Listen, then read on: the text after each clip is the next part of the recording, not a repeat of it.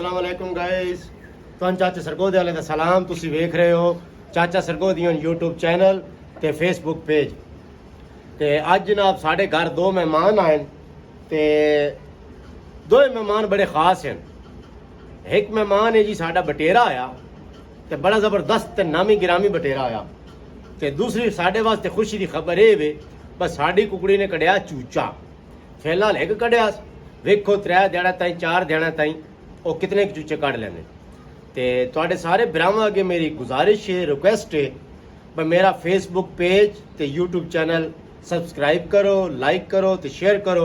तुहाडे लाइक नाल ते शेयर नाल साडी हौसला अफजाई होंदी ते साडा दिल करदा भी असीं होर वीडियो तुहाडे अगे जनाब लै के अपने शौक पूरे करिए ते तुहानू वीडियो विखाइए। ते इंशाअल्लाह अन करीब मैं अपने दोस्तां यारां दे जेहड़े शौक हैं उन्हां दा भी तुहानू दीदार जरूर करा सीए। पहले तुहानू दीदार करे साडे शेरे सरगोधा साहब दा। साडा शेर सरगोधा जेहड़ा सन तंग बड़ा कीत होया। अद वेखो ये हर वेले किचन च वड़िया रहिंदा, हर वेले इसका काम है किचन च वड़िया रहना, कोई ना कोई शै फरोलदे रहना। उस तो बाद जनाब ए साडा राजा खला जनाब ते राजे तो बाद जनाब है साडी रानी खुरकदी पई। ए वेखो ते रानी तो बाद जनाब साडा निक्का चिणगू वो वदा काला, काले तितर का बच्चा जड़ा चिणगू है वो ए वदा। उस तो बाद जी तुहानू आख्या भाई साडा एक माशाअल्लाह नवा मेहमान आया जी, वो ए वदा जी। ए साडे सारे कबूतर ये बन गया जी कबूतर का बेली। जा खोतरदा हुंदा ते खोतरदा हुंदा, डरदा हुक्का कोई नहीं। ये जनाब साडा एक नवा मेहमान आया जनाब बटेरा शरीफ। शौक करे सो जी, डरदा डरदा हुक्का कोई नहीं ते पै बंदे नहीं मिलदा। ए जी एक साड़ी खूबसूरत जी जोड़ी,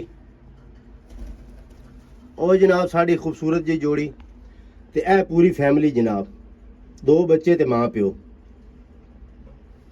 हुण जनाब तुहानू शौक करांदे आ जेहड़े साडे शेरे पंजाब साडे असील कुक्कड़ दा जनाब बच्चा शरीफ। ए माशाअल्लाह कुकड़ी जी,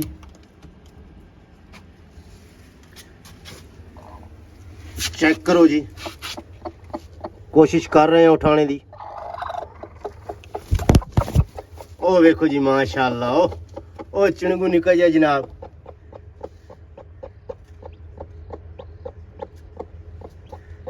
सारे भरा जनाब माशाअल्लाह दा कमेंट्स जरूर कराए। ए साडी जनाब शेरे पंजाब दी वाइफ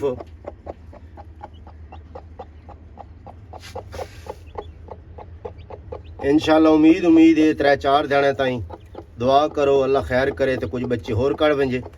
ते फिलहाल इस चीज़ नूं ज़्यादा छेड़ना रहे, सिर्फ तुहानू बेलियां संगियां नूं अपने फैंस नूं दीदार कराने वास्ते असीं इसनूं थोड़ा जिहा छेड़िया जी।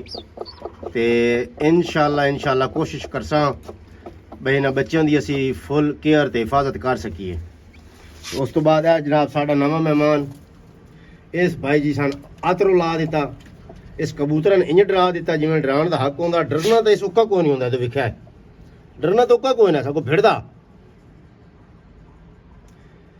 ते उस तो बाद जनाब ए साडे कबूतरां दी जोड़ी ते ए तितरां दी जोड़ी।